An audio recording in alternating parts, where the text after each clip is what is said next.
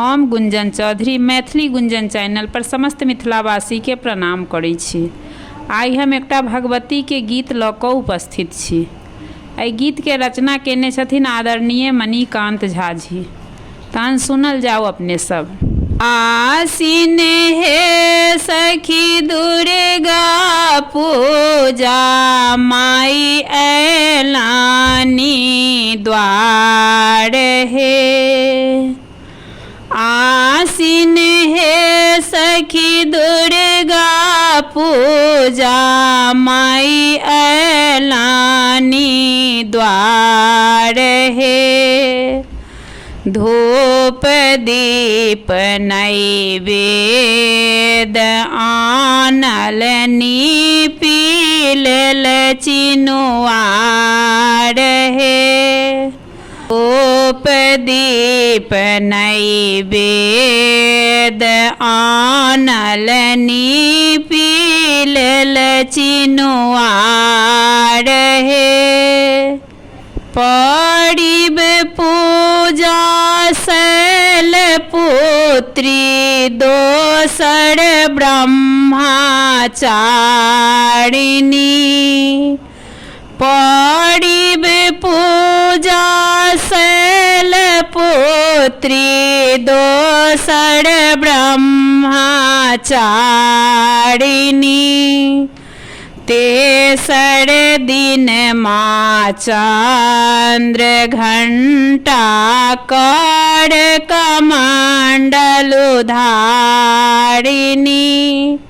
तेसर दिन माँ चंद्र घंटा कर कमंडल धारिणी।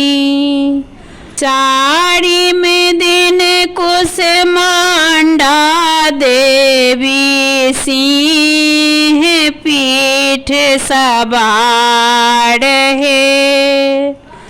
चारिम दिन कुसमांडा देवी सिंह पीठ सवार हे। स्कंद माता पंच पूजन रूप अति विस्तार है। स्कंद माता पंच पूजन रूप अति विस्तार है। षष्ठ रूप कात्यायनी माँ सप्त काल रात्रि है।